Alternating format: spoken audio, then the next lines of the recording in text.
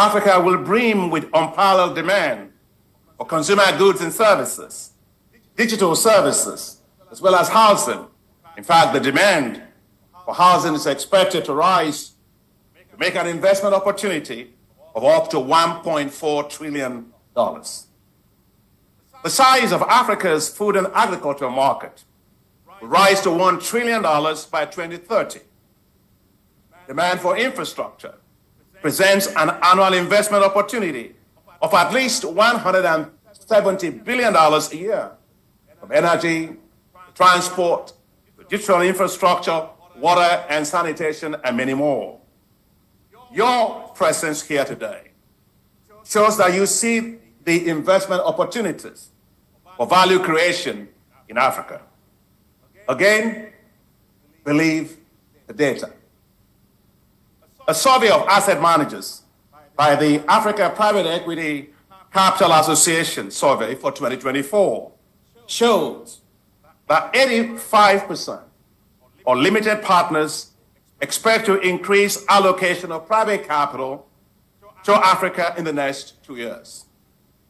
Also, 52% of limited partners expect that private capital in Africa will be more attractive than other emerging markets in 5 years' time. And my dear friend Shagbut, Sheikh Shagbut, thank you for coming from UAE. Very nice to see you. We are seeing that attractiveness, not in 5 years, we're seeing that in attractiveness today. Africa 50, which I chair, launched its $500 million Africa Infrastructure Acceleration Fund, reaching first financial close with 15 institutional investors from Africa. That is a first in Africa itself. The Alliance for Green Infrastructure, AGIA, launched by the African Development Bank, has garnered support of the G7 to mobilize $10 billion for investment in green infrastructure in Africa. The African Development Bank's launch of hybrid capital, the first ever by a multilateral development bank, with an issuance of $750 billion, was oversubscribed at 8 times, up to $6 billion, a remarkable demonstration of investors' confidence. Africa, ladies and gentlemen, has become the prime investors' destination in the race for returns in the global energy transition. Boom. That's because Africa will be critical for global energy transition, as it has large deposits of critical minerals. In fact, today I was actually supposed to be in Angola, Rwanda, with President Biden, because he's actually paying his official visit there, the Lobito corridor that we are working on. That's why Mala cannot be here from the African Finance Corporation, because of the fact that there's a lot of interest in this issue of global energy transition and the role that Africa actually plays. Again, believe the data.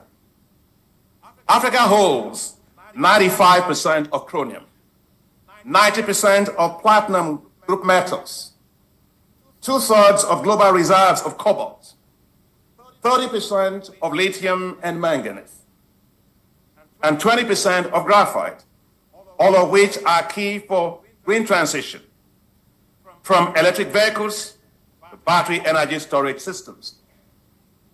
And of course, the African Union is working very well on this particular issue of green metal strategy, mineral strategy. I'm delighted that my sister Nados is here, who is the head of NEPAD. The size of the electric vehicle battery energy storage systems will rise from $7 trillion in 2030 to $59 trillion by 2050. Africa, which currently serves as a supplier of raw materials, has a unique opportunity to move up the critical minerals value chain, investments in critical minerals value-adding industries. Take, for example, that the development of lithium-ion precursor battery plant in Democratic Republic of Congo will be 3 times less expensive than in the United States, China, or Poland, according to Bloomberg AIF report. It is true that the tremendous effort have been made by the MDBs to attract private capital, but we must recognize that we still have a long way to go until the private sector can play its full role in reducing the financing gap of the sustainable development goals of our continent. Development partners are therefore called upon to intensify their support of structural reform undertaken at the national level by the African governments with a view to promoting private initiatives and strengthening planning and preparation of well-designed and financially viable projects. This reform should be accompanied by measures to strengthen macroeconomic fundamentals and improve the business environment, which would ultimately change the perception of risk and break down historical prejudices about Africa, so the financing potential of private actors can fully be exploited. Similarly, as consensus on the expected result of the global financial architecture reform is gradually taking shape, global actors in international cooperation should collectively explore the possibility of establishing a more effective global financial safety net that would allow for rapid and automatic access to liquidity while contributing to reducing investment risk premiums. Ladies and gentlemen, the diversification of international partners have always been one of the strategic priority of the Morocco's foreign policy in accordance with the high guidelines of His Majesty the King, may God assist him.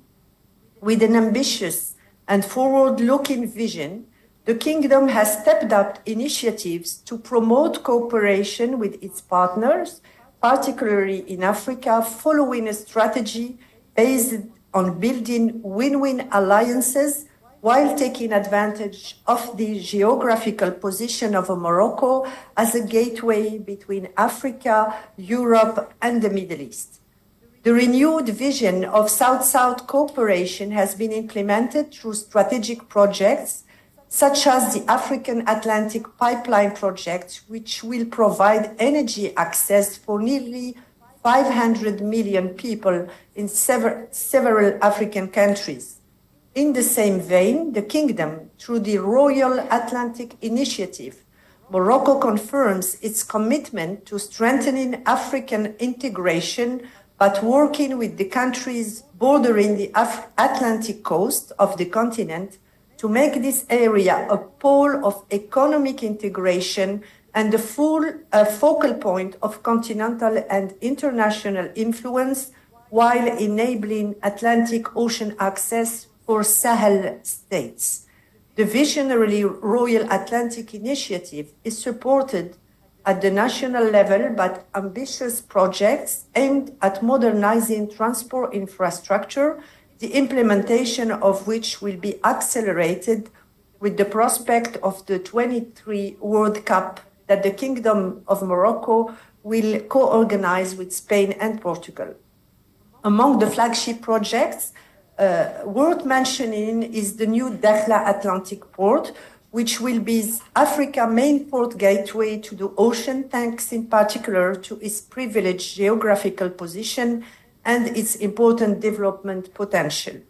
All of these ambitious projects are supported by a national framework for promoting new generation investment, whose relevance and consistency is now widely recognized by our financial partners. Ladies and gentlemen, the long-awaited rise of our continent depends intrinsically on our country's ability to access to necessary financing to achieve the goals of the 2030 Agenda for Sustainable Development and the African Union's 2063 Agenda.